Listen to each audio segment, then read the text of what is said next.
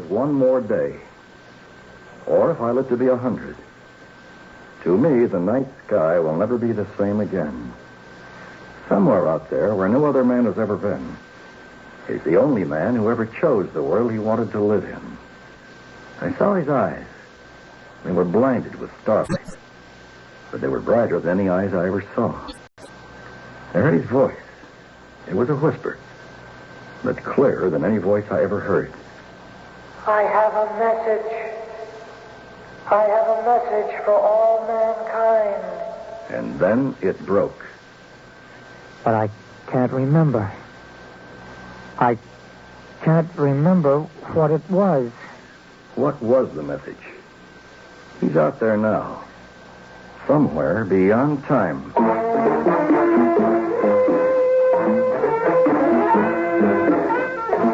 Theater 5 presents Outside Time.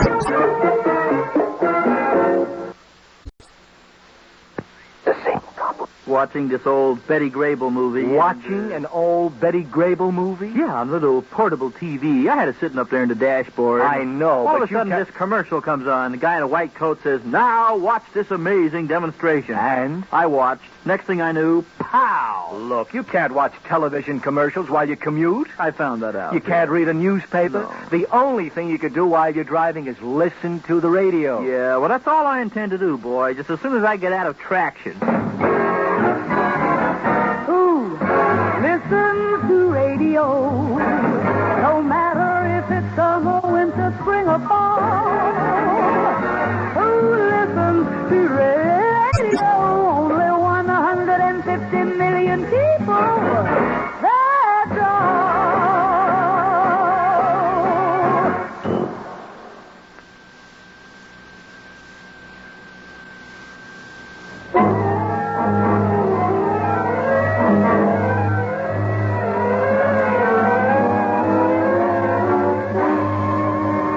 General, what's your biggest thrill in being in command of the space shop tomorrow? The liftoff, the moment of orbit, what?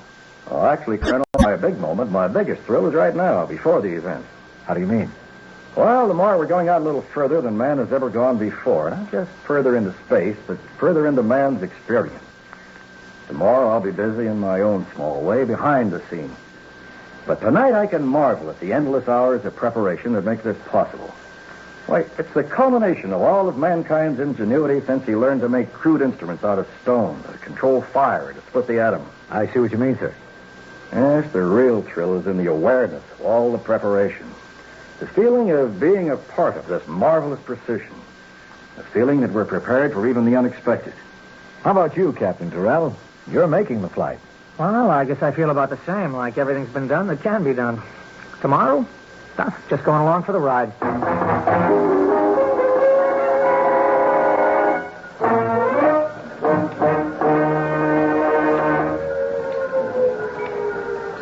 All clear. All clear. Control tower now operational. Confirmation to lock in. Primary ground control units confirmed. Secondary control coordinates confirmed. Tertiary coordinates confirmed. Data relay units confirmed. Telemeter confirmed. Captain Terrell confirmed. Confirmed and affirmative, sir. Good luck. Thank you, sir. All operational units are confirmed. Lock in. Final countdown. 10, 9, 8, 7, 6, 5. T-minus 4, 5.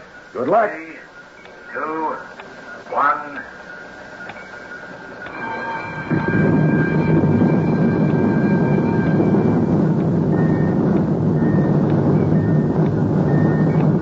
Perfect. Execution perfect. Colonel? Primary coordinates correct and exact. General, 5 seconds to booster. Open audio. Report. Second booster A-OK. Secondary coordinates correct and exact. Report. Third booster A-OK. Tertiary coordinates correct and exact. Pinpoint. Officer. Captain Terrell. General Pearson speaking. Everything perfect. Pinpoint precision. Report. Thank you, General. Affirmative and operational. Our instruments will be tracking you from here on in. Colonel Winter, Dr. Markson, and Professor Myrdal are here to handle your report. Report now to our psychiatrist, Dr. Markson. Captain, describe your sensations and emotions. Moderate exhilaration, general calmness, no functional impairment. Regarding exhilaration, any dizziness? No, sir. Describe your exhilaration both subjectively and objectively. Subjectively, lightness and pleasure. Objectively, not symptomatic. No nonsense about that, young man. Your thoughts? Technical thoughts. And pleasure of being the center of attraction. He's entitled to that. A feeling of, well, here I am.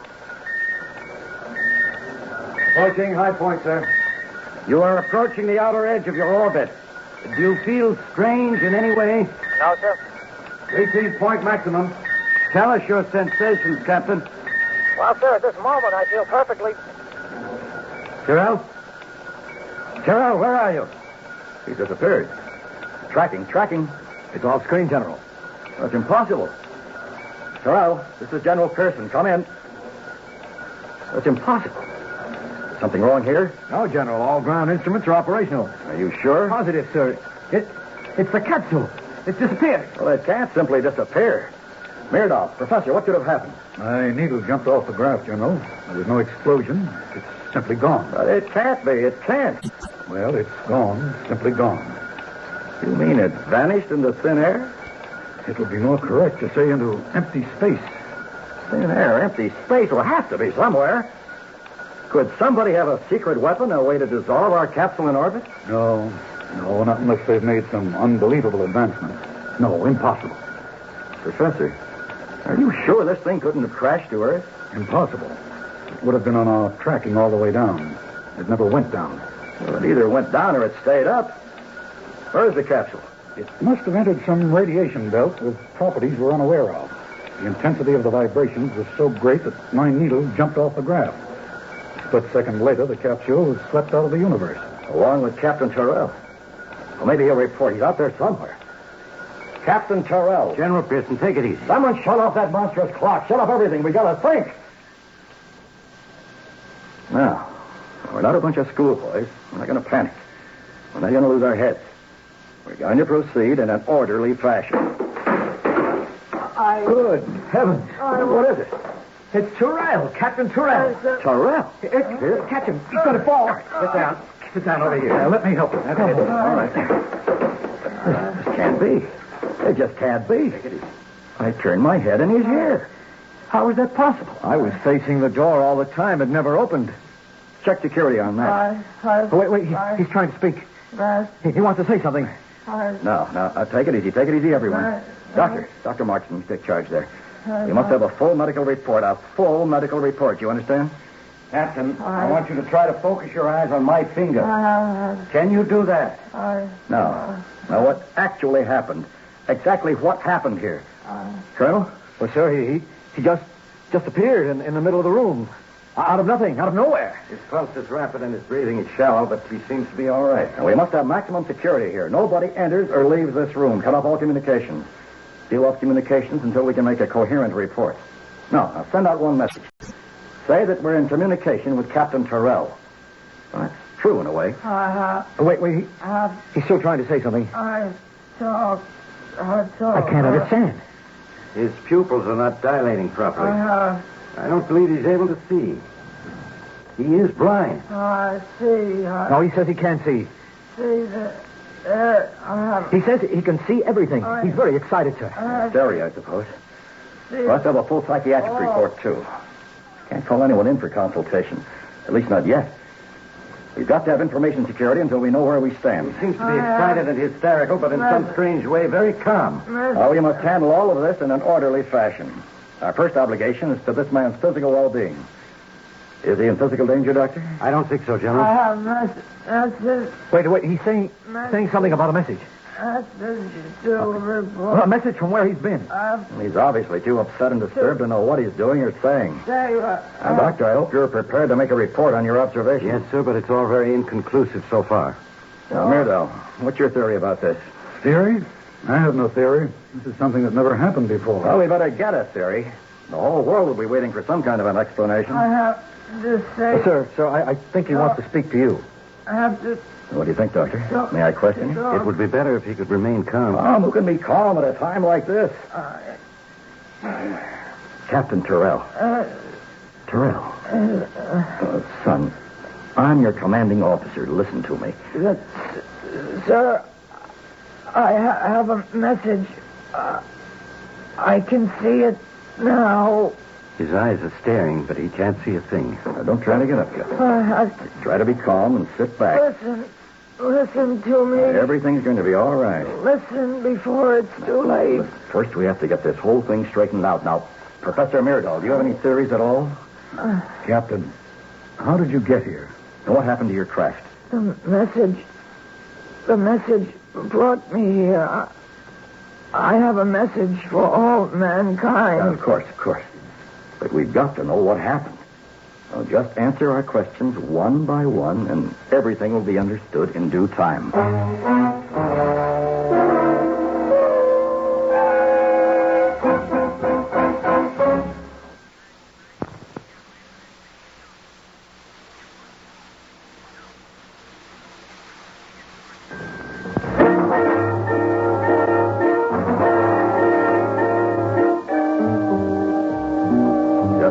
Questions one by one, and everything will be understood in due time. We've got to release a report of some kind. I've got to tell... I think he's becoming more coherent, sir. Got to tell you while I can still see. His eyes are becoming clearer, sir. Will you give the message to everyone? As soon as I can make a report, Captain. Now, what was the very first thing that happened to you? Captain?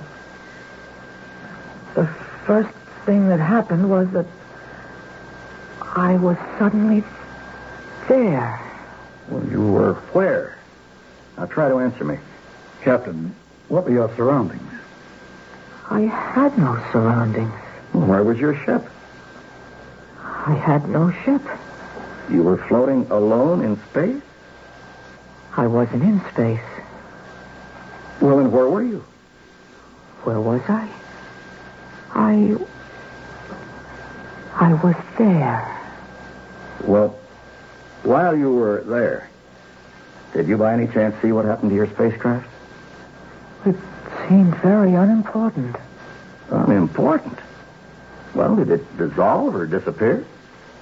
General, it simply ceased to be, obviously, because there it could not see. Couldn't see? A capsule is a machine, not a life. It can't see it. It has no soul. Soul? Oh, well, I suppose not. Captain, how did this ability to, as you say, see manifest itself? What exactly did you see? I can't tell you everything because I saw everything. I saw everything I thought about, my childhood. Lincoln at Gettysburg. The birth of the human race. The whole thing. Past, present, and future. That's where I got the message. Now, when your capsule disappeared, how did you come back? Did you do it by willing it? Willing it? Yes. I could go anywhere, but I came here. I can still go anywhere. Gentlemen, I don't think we should examine this man anymore in his condition.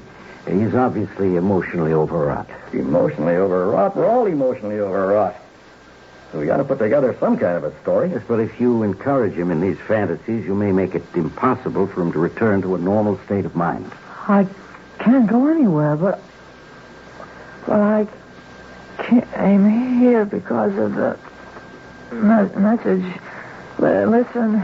I can't be responsible if you continue this. Listen. Give us a quick catch him. He's fainting. I got him. Here, help me with him over to that car.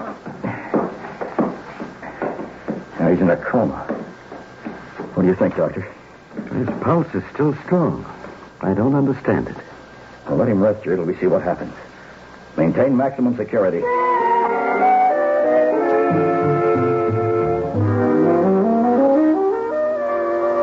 How is he, Doctor? Just coming to.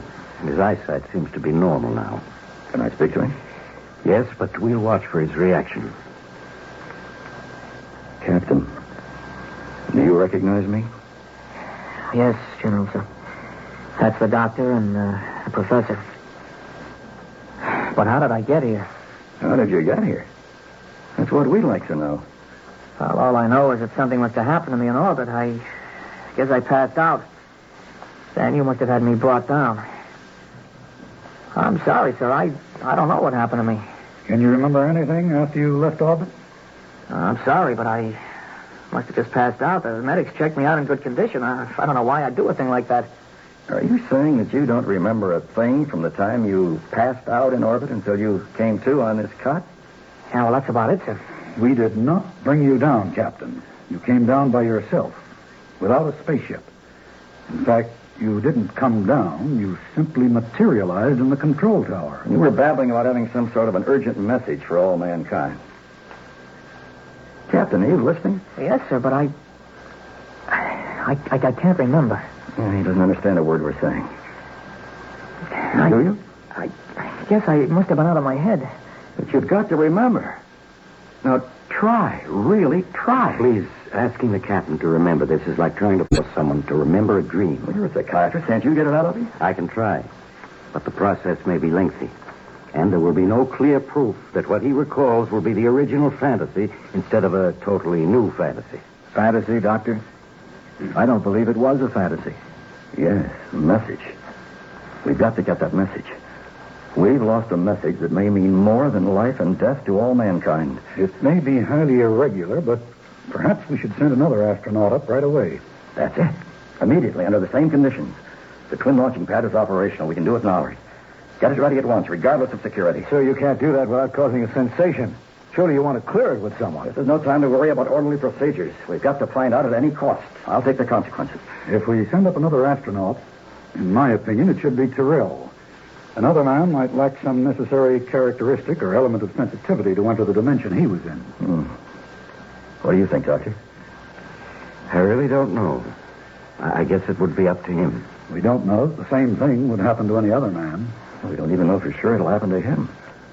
With my bumbling, I may have destroyed the whole future of mankind. But that's not his fault. No. I can't permit him to go up again. But I'd like to go up again, sir. I've got to go up again. 5,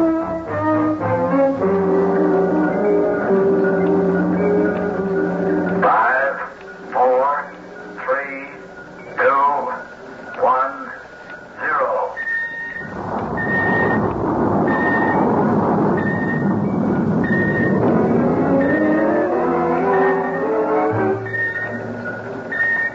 How do you feel, Captain? Affirmative and functional, sir. No element of your memory returning yet? No, sir, nothing. I'm sorry. Well, this time we're better prepared for it. You're about to enter the final phase of your original orbit. Set the automatic cameras. Set, sir. Now remember, from the moment it happens, if it happens, you are to continuously recite aloud all your impressions into the tape recorder on your throat. Even if sounds don't come out, you'll reconstruct your accents from the vibrations. Approaching point maximum, General. All right, start talking now, Captain, and whatever you do, don't stop. Well, sir, right now I feel perfectly... Well, General, it happened. Yes. Yes, it happened. Professor Murdoch. Yes, sir? Do you think he's coming back this time? No, he's not coming back. Then he's lost? Lost? No. Perhaps he returned to there, and he chose not to come back this time. It may be that we waited too long, General. Those few hours after he got the message may have been an infinity in the world outside time. It may be that it's just too late for the message, and that perhaps we are the ones who are lost.